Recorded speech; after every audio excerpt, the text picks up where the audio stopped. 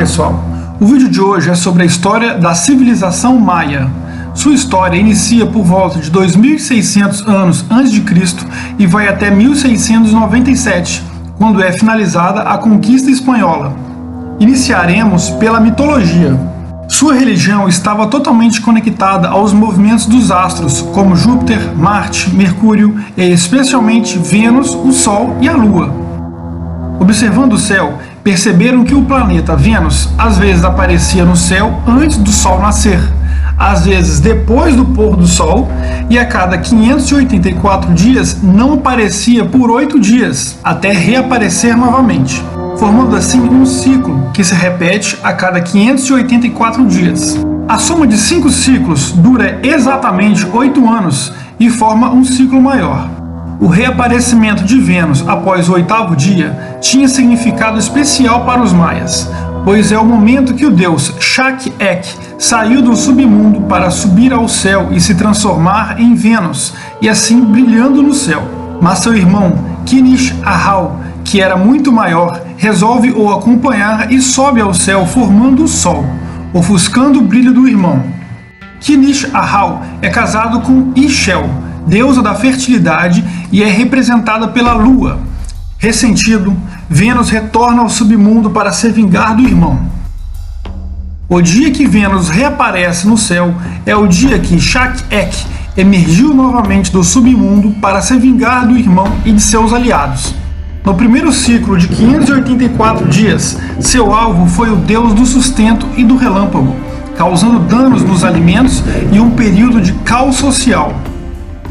No segundo ciclo, Vênus voltou as atenções para o irmão, percebendo que a cada noite ele assumia a forma de um jaguar e viajava pelo submundo, o ataca antes do amanhecer, causando um período de caos e guerra.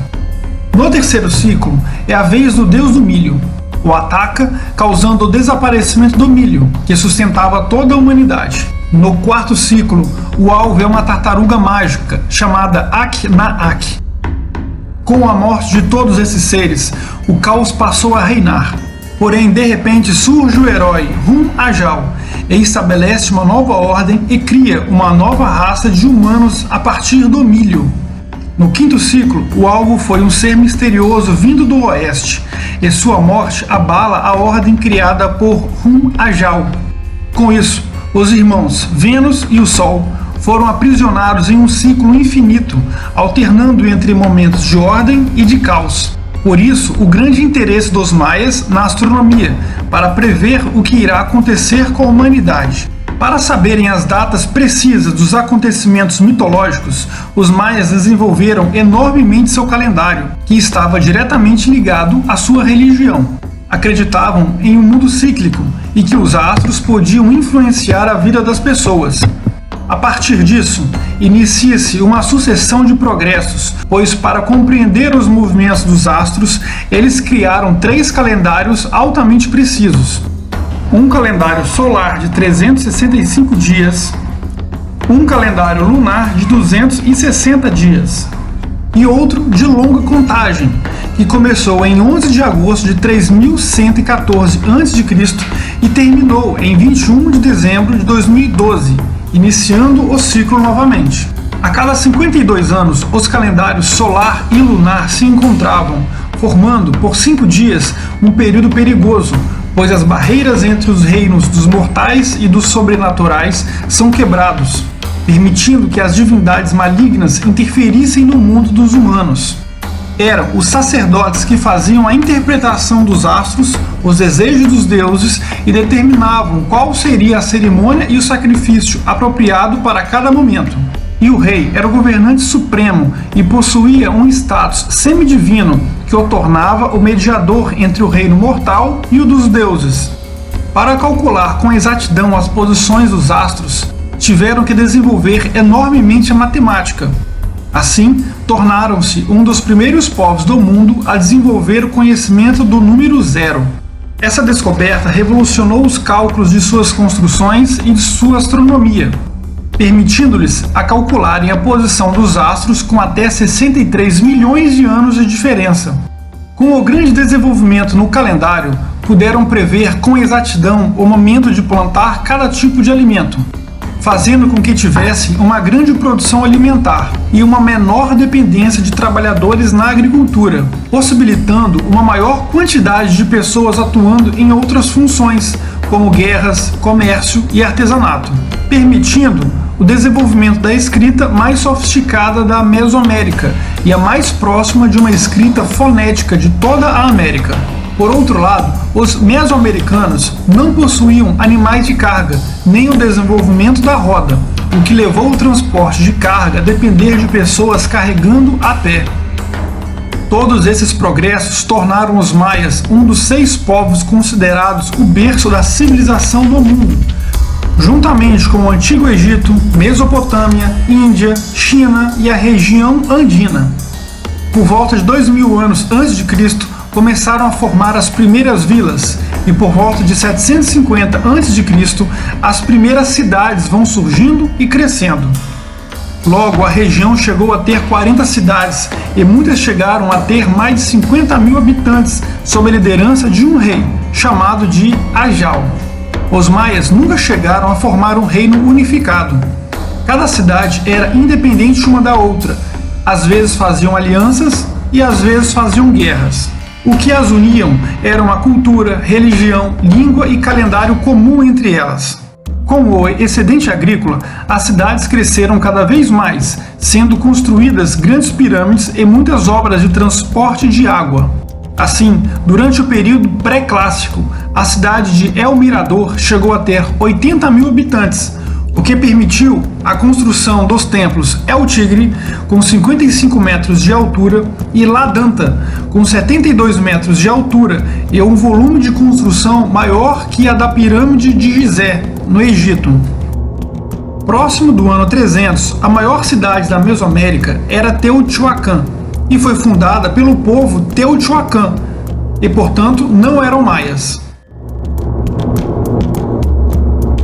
A cidade de Teotihuacan, com 125 mil habitantes, decide aumentar seus domínios e invade no ano de 378 a cidade maia de Tikal e estabelece uma dinastia Teotihuacan.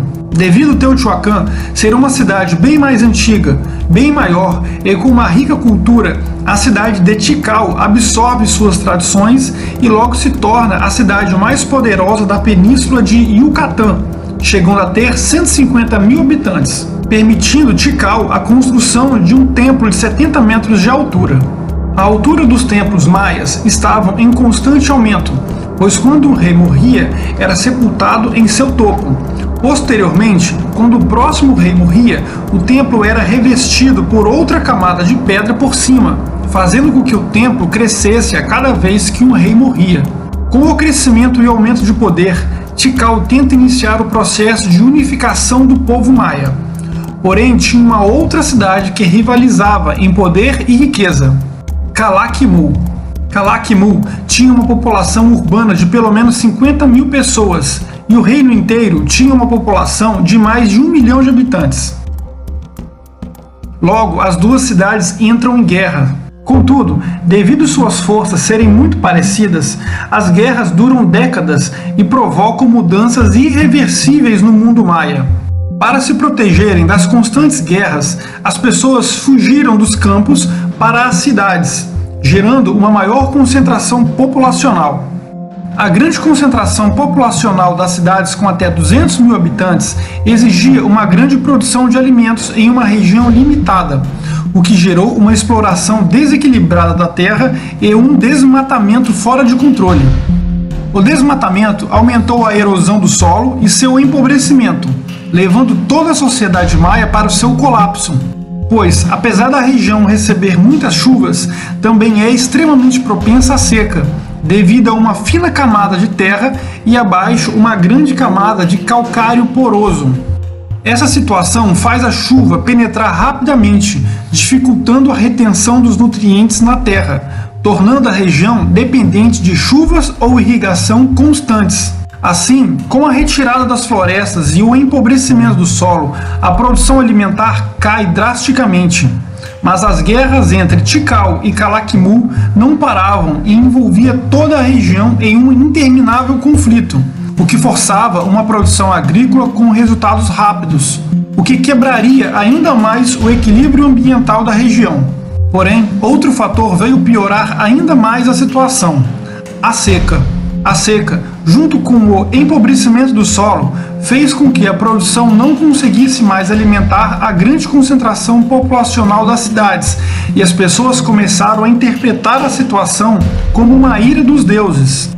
Contudo, como eram os reis os responsáveis em agradar e presentear os deuses, a população começou a questionar a capacidade dos reis em agradar os deuses, gerando uma crise na hierarquia.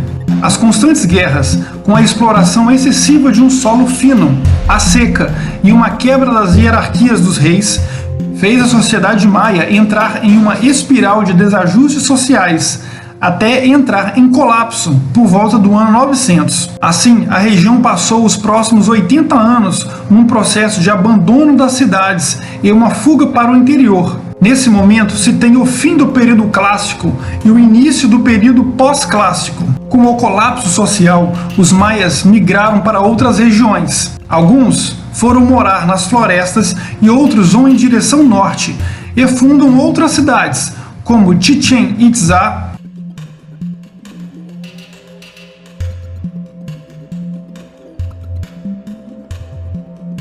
Mayapán,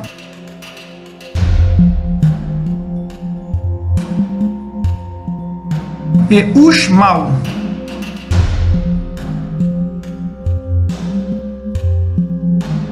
Chichén Itzá buscou se adaptar às novas mudanças da sociedade e abandonou a ideia de reis divinos e implementou um conselho de governo. Posteriormente, todas as cidades do norte também sofreriam colapsos e seriam abandonadas por motivos muito parecidos com o primeiro colapso, como guerras intermináveis, grande concentração populacional e uma exploração do solo desequilibrada. Haviam de 5 a 13 milhões de maias vivendo na península de Yucatán. E com o segundo colapso, eles se fragmentaram pela região em centenas de vilas, espalhadas por toda a região.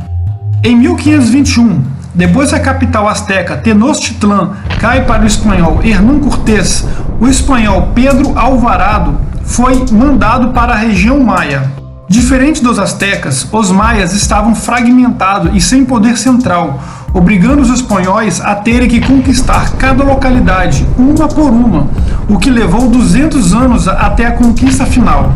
Porém, os grandes facilitadores da conquista foi a aliança com outros povos da região e as doenças trazidas pelos espanhóis e desconhecidas pelos nativos americanos, como o sarampo e especialmente a varíola. Dentro de 100 anos, 90% da população nativa tinha morrido, e em 1697, a última cidade maia era conquistada. Assim, finalizando seus mais de 4.000 anos de história. O território habitado pelos maias hoje pertence a uma parte do México, parte de Honduras, parte de El Salvador e toda a Guatemala e Belize. Porém, o povo maia não foi exterminado por completo. Sua cultura ainda é preservada pelos 7 milhões de descendentes de maias que ainda vivem na Mesoamérica. E aí, gostou da história da civilização maia? Se gostou, se inscreva para saber mais sobre história, arte e cultura. Muito obrigado!